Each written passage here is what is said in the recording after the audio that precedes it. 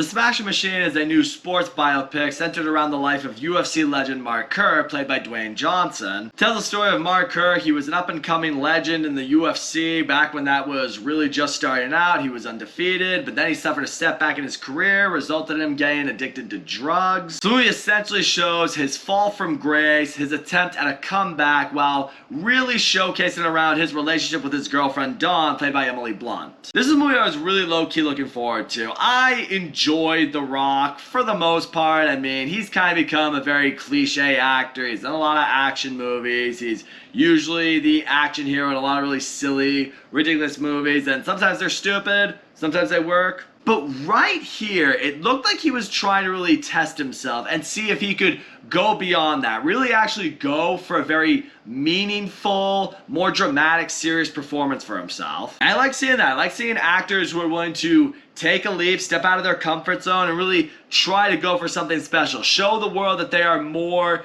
than the cliche role that we know them for. And that's one thing I will say right out the gate. I thought The Rock did a really great job in this movie. Because in this movie, he absolutely plays a much more serious, more emotional character than we are really used to him seeing. He's not just like, big tough guy who makes all these jokes and just, goes to a lot of crazy action scenes anymore. No, it's not like that. In this one, he is playing a guy who was originally on top of the world in his sport, was ready to dominate, ready to become one of the foundational athletes of the UFC, and then something happened with him that caused him to just fall out, and he had to find his way back up. And through his performance, you see the struggles that this Mark Kerr really went through, just how bad his addiction became, just how far he really did fall from being this great athlete and this great fighter, and seeing him trying to work his way back up, seeing the toll that it took on him physically, emotionally. It's really conveyed through The Rock's performance, and I give him a lot of credit for that.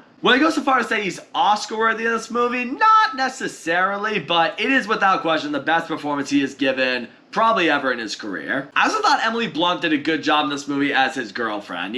She's obviously very concerned when it comes to him fighting and the damage he takes to himself, and ultimately the damage he does to himself when he becomes addicted to these painkillers. It was a very believable performance because you feel like a lot of the wives of athletes, they're constantly worried about their husbands. Whenever they go out to play a sport or compete, they're worried about them getting hurt and getting injured. And in a sport like the UFC, which is the most violent sport in the world, and listen, I love the UFC, I have the utmost respect for these athletes, but I mean, you gotta imagine what their families go through. They walk into an octagon and it's just you against another guy, and your goal is to absolutely beat the fuck out of each other.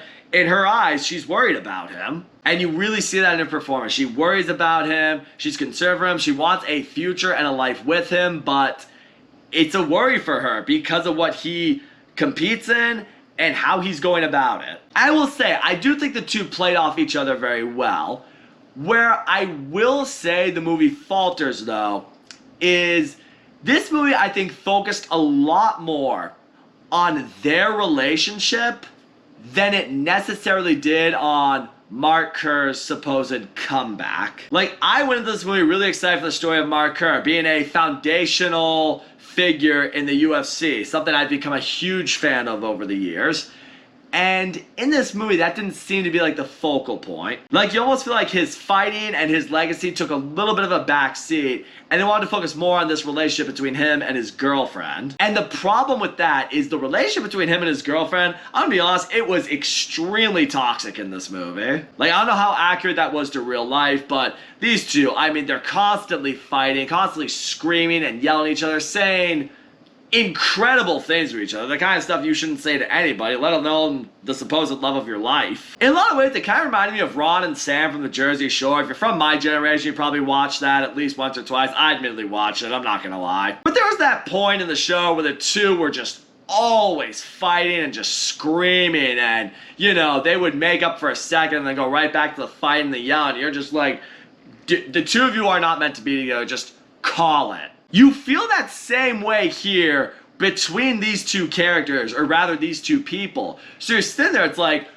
why are you two together? What is it? The movie didn't do a great job necessarily of showing what the other necessarily did or brought for the other that would make them want to stay in a relationship. Not that I didn't buy they didn't love each other necessarily, but I mean, I didn't buy it in the sense it's like, what is it that just has you both wanting to stick together? Because when shit goes sour between you two, it's really bad. I mean, they're breaking shit, destroying the house, threatening each other, like constantly pointing fingers, like, you don't do enough for me. It's like, no, it's all about you. Just, you know, toxic shit. And then we would just constantly focus on them fighting and then briefly making up and going back to that. It just, I don't know, it kind of just became very redundant and kind of just became annoying to watch. It's like having a really good friend who's in a relationship with someone that they probably shouldn't be in, and you're just watching, it's like, this needs to end. I'm just over it at this point. And as far as the storytelling went for this movie, I don't think it did the most amazing job necessarily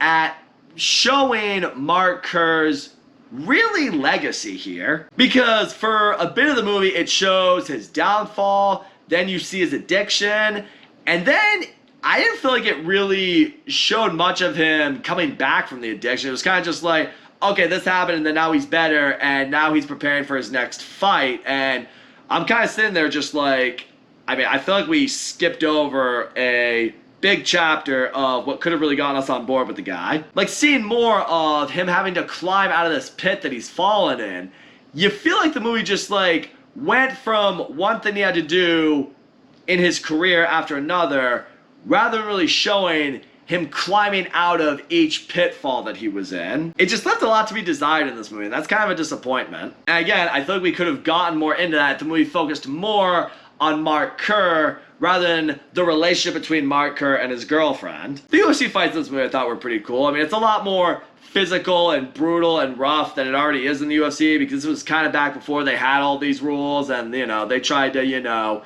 make things a little bit more strict to avoid really serious injury. But again, the UFC fights in this movie, I mean, there's not a whole lot that lasts very long that really give you that satisfying feeling that you get from all these sports biopics, seeing these guys really in their game, in their sport. Again, you get some fleeting moments of it here and there, and it's just not as much as I would have liked it to be. But when it does go down, it is very entertaining. Also, I'm not really sure how I feel about the ending of this movie. Again, kind of feels like some things were just wrapped up kind of immediately without a lot of explanation that they could have given to certain characters and certain moments here and there. So I don't know, wasn't the biggest fan of that. So all in all, the Smashing Machine, it kind of underwhelmed me. The Rock 100,000% gives his best performance of his career. He was phenomenal here. I thought he did a really good job. I completely bought into him as Mark Kerr. Credit to the makeup in this movie too. I mean, there are certain ways they just were able to apply some stuff to his appearance. I'm just like I know I'm looking at The Rock, but it doesn't exactly completely totally look like The Rock. I appreciate that. It felt like he really went into doing what he needed to do to make himself look, feel, and act like Mark Kerr. I appreciate that. I thought Emily Blunt's performance in this movie was also really good. I really wasn't a fan of the dynamic between her and Mark Kerr and just their really toxic relationship and how that was really the focal point of the movie. Again, when the movie focuses a little bit more on Mark Kerr's downfall and a little bit more on him trying to rise back to fame, that I was invested in.